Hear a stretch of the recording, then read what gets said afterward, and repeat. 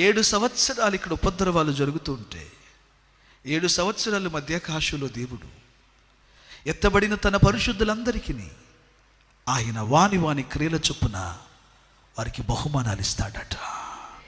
ఆమె చెప్పండి గట్టిగా. వాని క్రియల చొప్పున వానికి దేవుడు జీతాన్ని ఇస్తాడు. వాని క్రియల చొప్పున వానికి దేవుడు రివార్డ్ ఇవ్వబోతున్నాడు.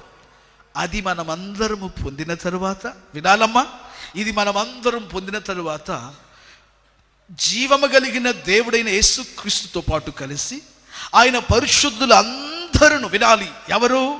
ఆయన పరిశుద్ధులందరూ. ఇప్పుడు ఎవరనయ్యా? ఇప్పుడు లోతులని ఇప్పుడు నేను చెప్పుకోలేకపోతున్నాను. ఒకటి సంఘం, రెండవది పాత నిబంధన కాల పరిశుద్ధులు. ఆయన భూమి మీదకి దిగి వచ్చేటప్పుడు వింటున్నారా, భూమి మీదకి దిగి వచ్చిన తర్వాత ఆ శ్రమల కాలములో వింటున్నారా, దేవుని కొరకు హతసాక్షులుగా మారిన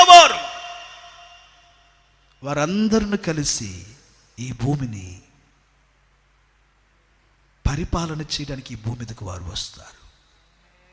బైబిల్ అంటుంది, ఆయన వచ్చినప్పుడు భూమి మీద అపవాదికి మానవ ప్రభుత్వాలన్నీ కలిసి మానవ ప్రభుత్వాలన్నీ కలిసి అపవాదితో చేయకలిపి యేసు ప్రభు యొక్క పరిపాలన భూమి మీద వద్దు అని అవి గొడవలు చేస్తారు, ఘర్షణలకు వస్తారు.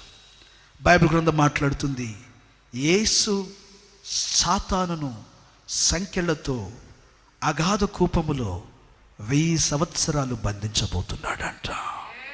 ఎన్ని సంవత్సరాలు చెప్పండి గట్టిగా. ఈ ప్రస్తుతం ఈ భూమి మీద దుష్టత్వానికి కారకుడైన వాడిని చెప్పండి, దేవుడు ఎన్ని సంవత్సరాలు అంట?